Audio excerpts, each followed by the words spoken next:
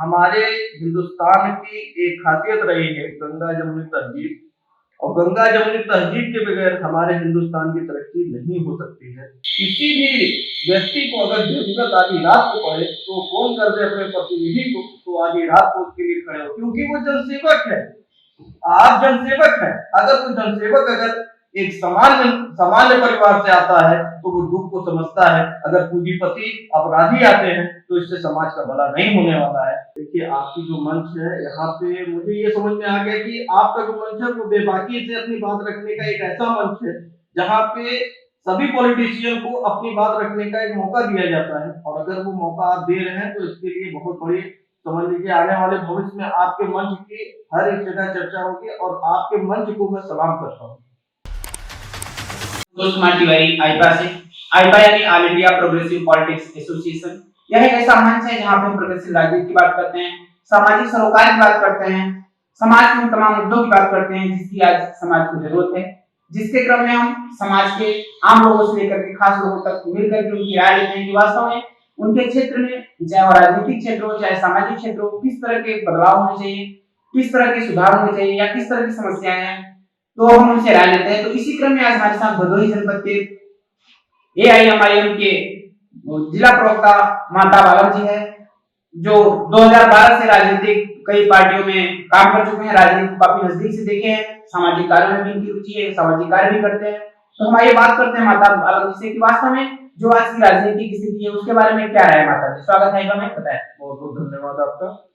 देखिए, सामाजिक विचारधारा लोगों की होनी चाहिए और आज के समय की जो राजनीति चल रही है उसमें समाज को बांटने की राजनीति चल रही है और समाज को एकजुट रखने का समय है, क्योंकि देश के बाहर की जो ताकतें हैं वो देश को नुकसान पहुंचाने का कार्य कर रही है।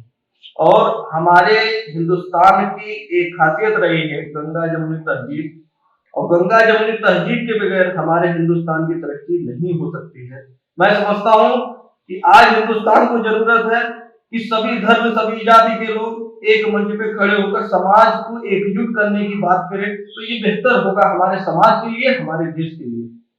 जिस तरह आज के माता भाई आज की राजनीति को देखा जा रहा है कि राजनीति में अपराधियों का बोलबाला है, पूंजीपतियों का बोलबाला है, तो आखिर इस तरह की राजनीति, आप 10 वर्षों से राजनीति कर भी रहे हैं, देख रहे हैं नजदीकी से, तो आखिर किस तरह की चीजें होनी चाहिए राजनीति में?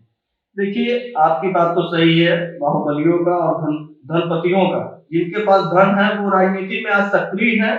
आज वो विधायक बन रहे हैं, सांसद बन रहे हैं, बड़े पोस्ट, बड़े ओहदों पे राजनीतिक तरीके से वो काबिल है। मैं समझता हूँ कि मैं आज 12 साल से राजनीति कर रहा हूँ, जमीनी स्तर से जुड़ के हर एक समाज के बीच में जाता हूँ और सभी समाज का मैं सम्मान करता हूँ।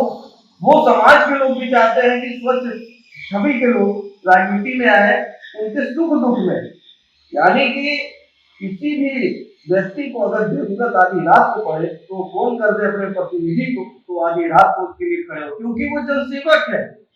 आप जनसेवक हैं। अगर कोई जनसेवक अगर एक सामान्य परिवार से आता है तो वो दुख को समझता है। अगर पूंजीपति अपराधी आते हैं तो इससे समाज का भला नहीं होने वाला है, चाहे वो किसी भी पार्टी में हो।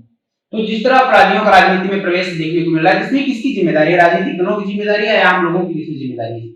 देखिए, राजनीतिक दल तो भाई चाहते हैं कि हमारे पार्टी का ग्राफ बढ़े, तो मैं समझता हूँ इसमें राजनीतिक पार्टी का दोष नहीं है।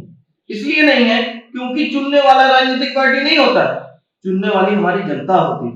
अगर जनता अगर चुनती है तो जनता भी इसकी भुक्तभोगी है और वो हर बार भुक्तभोगी है। ये भी नहीं कि एक बार बार भुक्तभोगी होने के बाद भी वो अपराधियों को चुनती है, पूंजीपतियों को चुनती है। आम नागरिक यही चाहता है कि हमें कुछ मिले, हमारे बच्चों का आगे का भविष्य फायदा हो भविष्य में, लेकिन ऐसा कुछ होता नहीं। इसके लिए सर्व तरीके से, यानी हर तरीके से आप देखा जाए तो सिर्फ और सिर्फ जनता ही जिम्मेदार है, नेता नहीं जिम्मेदार है, कोई पार्टी नहीं जिम्मेदार। अगर जनता नहीं चुनेगी तो उनकी औकात नहीं है कि वो 1 करोड़, 2 करोड़, 4 करोड़, 10 करोड़, 1000, 500 में भी वो खरीद नहीं सकते।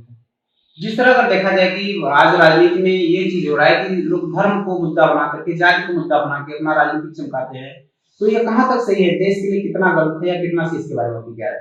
देखिए, धर्म को मुद्दा बना के तो आज पूरे देश में जितनी पार्टियां हैं वो सभी चल रही है, लेकिन मैं समझता हूँ, मैं जिस पार्टी से बिलोंग कर रहा हूँ उस पार्टी में धर्म को मुद्दा नहीं बनाया गया है। उस पार्टी में सिर्फ और सिर्फ अपने हक के लिए लड़ने के लिए एक प्लेटफॉर्म तैयार हुआ है कि आप अपनी आवाज उठाइए।